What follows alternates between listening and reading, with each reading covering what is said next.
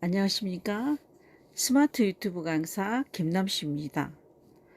비대면으로 인사를 하게 돼서 반갑습니다. 코로나 시대에 중학생 여러분에게 디지털 역량 강화 교육을 하게 돼서 너무 기쁩니다. 선생님은 여러분에게 스마트폰 활용 방법과 그리고 스마트폰 활용을 통해서 유튜브 영상 편집을 수업하게 될 것입니다. 그래서 여러분과 함께 대한민국을 디지털 선진국으로 만드는데 적극적인 역할을 선생님과 함께 할 것입니다. 그리고 비대면 코로나 시대에 불통이 됐던 모든 것들을 여러분들이 소통하게 만들 것입니다. 가족 간, 세대 간, 친구 간 소통이 원활하게 되게 만들 것입니다. 여러분, 우리 열심히 함께 배워봅시다. 이번 첫 시간은 스마트폰 활용과 카메라 사용 방법에 대해서 말씀드리겠습니다. 지금 시대는 스마트폰 시대입니다. 그래서 스마트폰의 세계로 한번 들어가 볼까요? 이 스마트폰이라는 것은 우리가 평소에 썼던 거, 컴퓨터하고 휴대전화의 만남입니다. 그래서 내 손 안에 컴퓨터가 있다고 생각하면 됩니다.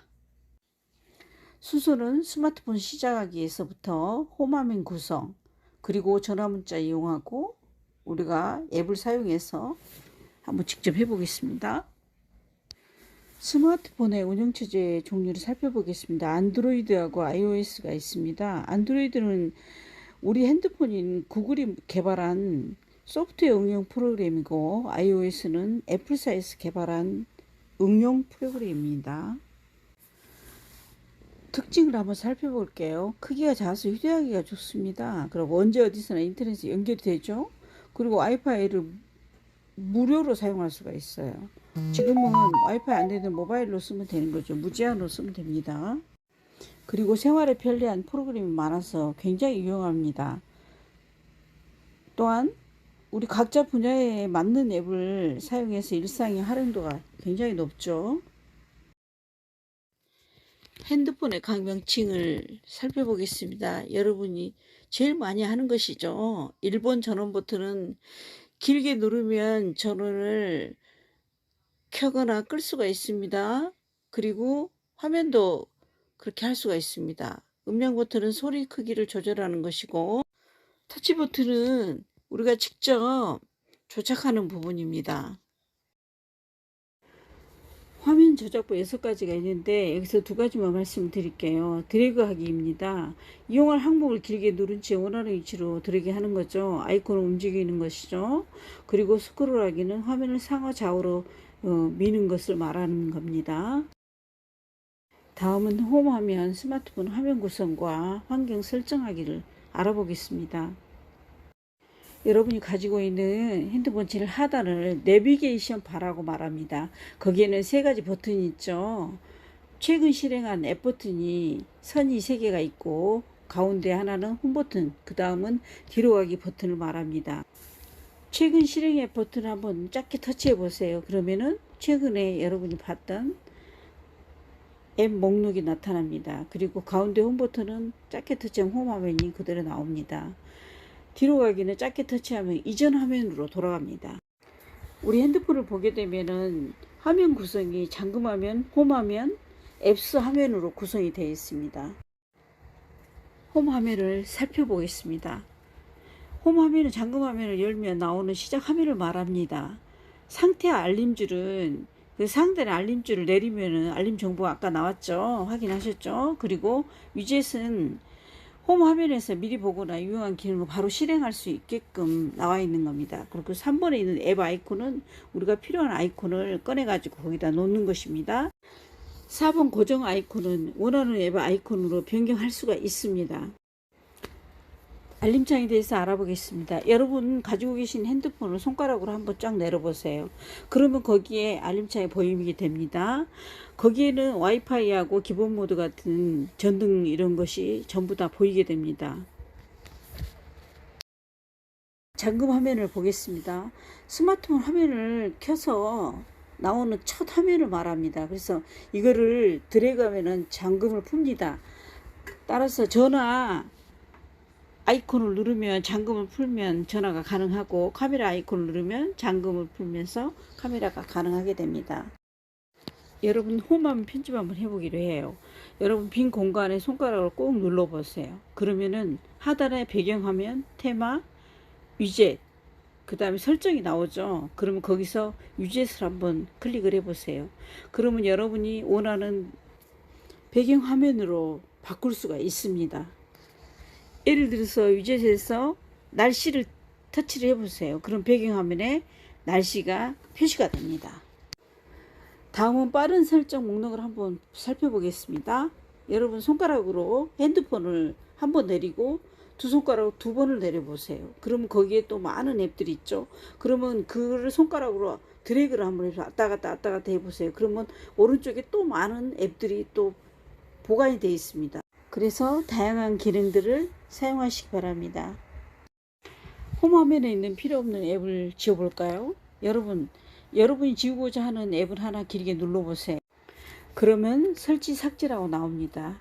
그거를 누르면은 앱이 지워지게 됩니다. 여러분 앱 화면을 알아보겠습니다. 여러분 거기 제일 독바 하단에 보면은 9개의 점이 사각형 안에 들어 있습니다. 그걸 눌러도 되고, 그렇지 않으신 분은 손가락으로 이렇게 올리시게 되면 다양한 앱들을 보여주는 화면이 보이게 됩니다. 그거를 앱스 화면이라고 합니다. 앱이 많을 경우는 손가락으로 책 페이지 넘기듯이 넘기면은 다 펼쳐지게 되고 확인할 수가 있습니다.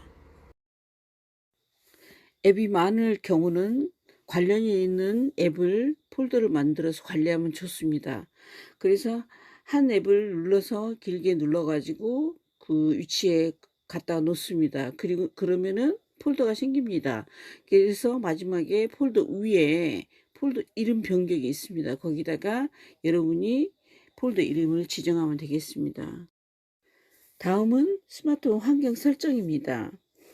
여러분 손가락 하나로 위에서 아래로 그 발을 내려보시기 바랍니다. 그러면은 오른쪽 위 상단에 설정이 보입니다. 거기에서 기능 안고 앱의 환경을 설정을 할 수가 있습니다. 와이파이나 블루투스 다양한 연결 설정을 변경도 할 수 있고, 소리 및 진동을 변경할 수 있습니다. 다음은 앱하고 폴더를 홈 화면을 이동하는 것을 배우겠습니다. 여러분 우리가 중요한 앱을 첫 화면에 보고 싶을 때가 있죠. 그러면 원하는 위치로 이동할 수가 있는데, 앱을 하나 꾹 눌러가지고 첫 화면으로 보낼 때는 위로 보내기 해서 하면 됩니다. 그러나 만약에 진짜 중요한 카톡이나 전화, 문자 같은 경우는 제일 밑 하단 고정 앱에 위치를 변경해서 사용하면 아주 편리합니다. 다음은 무선 네트워크에 접속해서 인터넷을 무료로 사용할 수 있는 와이파이를 살펴보겠습니다. 와이파이를 선택한 후에 스위치를 눌러 기능을 켜보세요. 그러면은 검색된 와이파이 네트워크 목록이 나옵니다. 그래서 그 와이파이를 선택하고, 자물쇠가 있는 경우에는 보안 와이파이인 경우입니다. 그래서 거기는 비밀번호를 입력해서 연결하면 됩니다. 모바일 데이터를 사용하게 되면 비용이 많이 나옵니다. 그래서 유튜브 영상을 만들 때는 꼭 와이파이 환경 설정을 해놓고 영상을 편집해야 됩니다. 블루투스는 주변 기기 간의 전력이 약했을 때 지원하는 기기와 연결해서 파일을 공유할 수 있습니다. 그래서 설정 화면에서 블루투스를 선택하는 스위치를 눌러서 기능을 켜보시면 됩니다. 우리가 음악을 들을 때 잘 안 들릴 때가 있죠. 그래서 휴대폰이나 PC 간의 기기가 서로 상호 도와주는 역할을 합니다. 다음은 데이터 사용입니다. 데이터를 많이 사용하게 되면 비용이 많이 나오죠. 그래서 경고가 뜨게 됩니다. 그러나 요즘은 거의 다 와이파이가 잘 잡히기 때문에 와이파이를 사용해서 무료로 사용하시면 됩니다.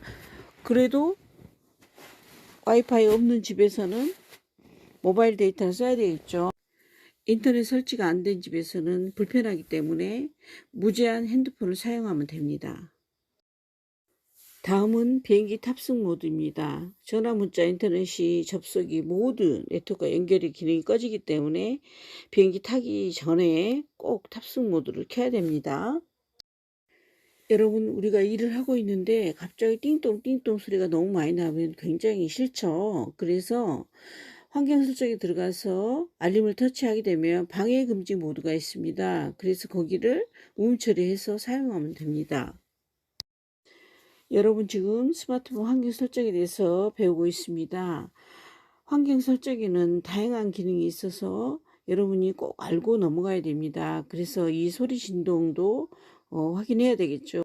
밤늦게 소리 진동 소리가 나면은 잠자기가 어렵죠. 그래서 이 부분을 변경을 해서 사용하시면 됩니다. 환경 설정 디스플레이를 살펴보겠습니다. 여기는 밝기를 최적화할 수가 있고 블루라이트 필터도 쓸 수가 있고 그 다음에 글자 크기 스타일을 또 변경할 수가 있습니다. 그리고 화면 크기를 작게 하고 자동 꺼짐 시간도 설정할 수가 있어요. 그래서 다양한 이런 기능들이 있으니까 디스플레이를 수시로 들어가서 해결하시기 바랍니다. 다음은 글자 크기 변경입니다. 여러분, 나이가 들수록 글자 크기가 작으면 힘들죠. 그래서 글자 크기와 스타일을 작게 선택해서 한번 써보세요. 그리고 슬라이드 이용해서 글자 크기를 조절하면 됩니다. 잠금 화면을 터치해서 살펴보면은 잠금 화면 방식 변경이 있습니다. 그래서 비밀번호 설정하시는 분도 있고 드래그 하신 분도 있고 패턴을 쓰신 분도 있습니다. 나이가 들수록 화면이 잠겨 있으면 굉장히 풀기가 힘듭니다. 그래서 이 부분을 설정 안 함으로 변경을 해서 사용하시면 편할 것입니다. 자기 외에 사람들이 핸드폰을 볼까봐 잠겨 놓은 경우가 굉장히 많아요. 근데 풀려면 또 힘든 경우가 있습니다. 그렇기 때문에 여러분 설정 안 하고 그냥 사용하셔도 됩니다. 잠금 화면 속에 Always On 디스플레이 설정하기입니다. 이거는 꺼진 화면 위에 시간과 알림을 알려줍니다. 10초 동안 잠깐 보여주게 됩니다. 문자가 오면 이 부분을 보여주기 때문에 좀 편리하긴 하는 것 같아요. 필요한 문자가 왔을 때 알려주니까 좋은 것 같아요. 여러분도 해보세요. 잠금 화면에 연락처 정보 변경 하기입니다. 여러분, 이 부분은 우리가 핸드폰을 분실했을 때 습득하신 분에게 연락처 정보를 거기다 주는 겁니다. 그래서 이름하고 전화번호를 입력해서 해놓으면은 연락이 올 겁니다. 이런 편한 기능은 사용해 보시기 바랍니다.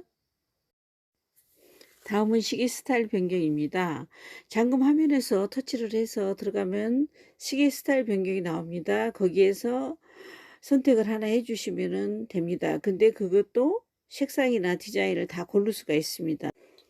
고른 다음 바탕화면에 가보면은 자기가 원하는 시계가 나와 있습니다. 다음은 생체인식 보안입니다. 여러분, 이 생체인식 보안은 얼굴인식, 홍채, 지문으로 원하는 것을 보안 설정을 하면 되는데 나이 드신 분들은 이 부분도 변경하기가 굉장히 어렵습니다. 젊은 사람들은 생체인식 보안을 많이 하고 있죠.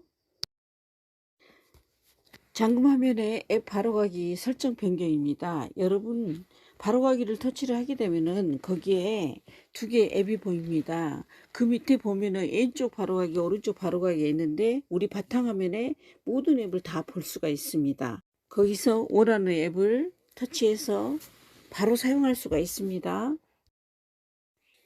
환경 설정에서 디바이스 키를 마지막에 넣었습니다. 우리가 핸드폰을 사용하다 보면은 배터리가 굉장히 닳아지게 되죠.